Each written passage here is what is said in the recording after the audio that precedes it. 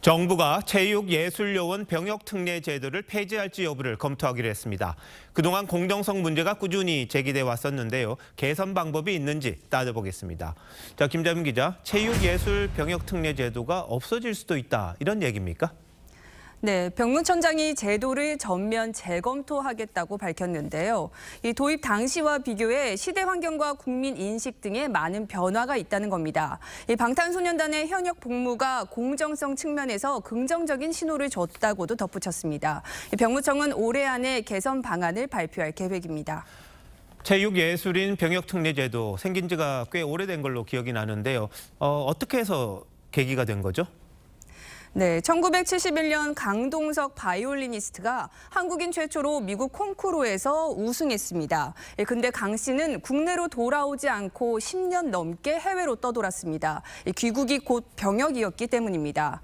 이 일을 계기로 1973년 박정희 정부가 체육예술 병역특례 제도를 만들었습니다. 당시 저개발 국가였던 한국은 국가 위상을 높이는 몇 안 되는 방법이 국제대회 우승이었습니다. 당시는 국제대회에서 메달을 따면 국위가 선양되고 그랬었는데 이제 시대가 바뀌었잖아요. 이게 이제 공정성 문제가 제기된 거죠?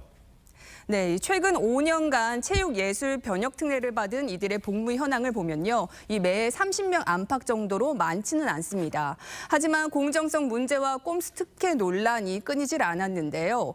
2012년 영국 런던 올림픽 축구 동메달 결전전에서 경기 종료 4분 전 김기희 선수가 투입돼 특혜를 받으면서 이 4분 전역이란 논란이 일었습니다. 2014년 인천 아시아게임 야구 대표팀은 선수 절반을 군 미필자로 꾸려 비판을 받았습니다. 최근에 가장 큰 논란이 바로 방탄소년단 BTS의 병역 면제 여부였는데요. 국위 선양 기준도 좀 달라져야 하는 게 아니냐, 이런 지적도 있는 것 같습니다. 네, 맞습니다. 이 국제예술대회에서 2위를 수상하거나 올림픽 3위를 차지하면 특례를 받고 빌보드 1위는 상업활동이라 불가하다는 기준은 더 이상 설득력을 갖기 힘든 겁니다. OECD 회원국 중 징병제를 택한 국가 중에 국위 선양의 이유로 병역 면제를 주는 나라는 우리나라밖에 없습니다.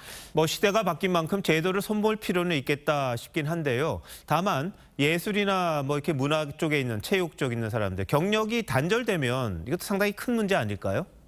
네, 그래서 일각에선 현행 30세까지 가능한 입영 연기를 좀 더 늦춰줄 필요가 있다는 지적이 나옵니다.